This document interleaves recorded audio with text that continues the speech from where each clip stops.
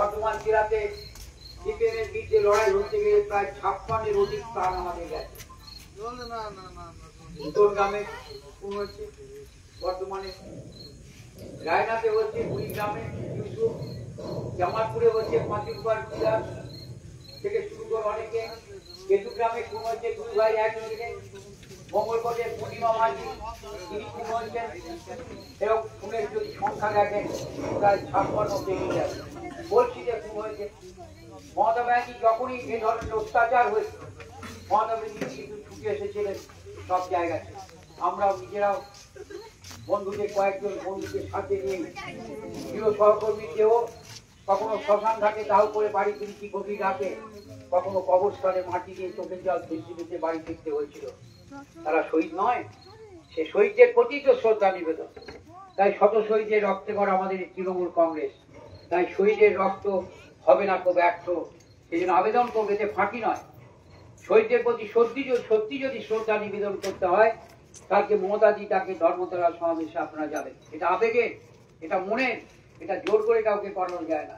সত্যি আমরা এই কারণে বলবো, আমি অন্তত ব্যক্তিগতভাবে মনে করি যে শহীদের রক্ত যদি সেদিন না ঝরতো, আর কর্মীদের গায়ের ঘাম যদি না ঝরতো, আর মানুষের আশীর্বাদ যদি আমরা না পেতাম, আমরা ক্ষমতা আসতে পারতাম।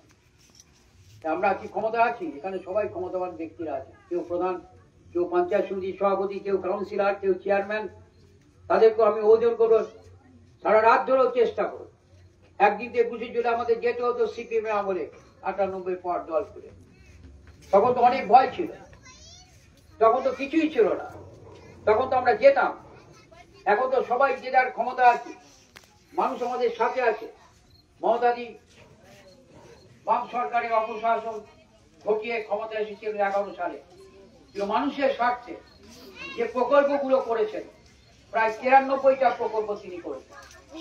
আপনার হিসেব মিলিয়ে দেখুন কতগুলো প্রকল্প আছে ডাইরেক্ট বেনিফিট, সরাসরি মানুষের ব্যাংক অ্যাকাউন্টে টাকা ঢুকছে। এই যে বিহারীনগর গ্রাম, আমার মুসলিম অধ্যুষিত গ্রাম, আমার মায়েরা লক্ষ্মী ভান্ডারের টাকা পায় না, তাদের অ্যাকাউন্টে টাকা ঢুকছে।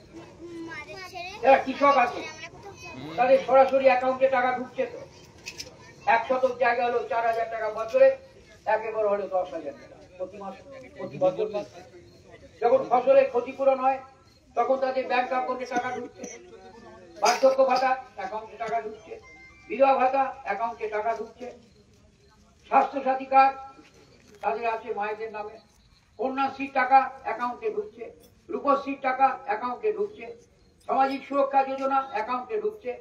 কোনটা নেই?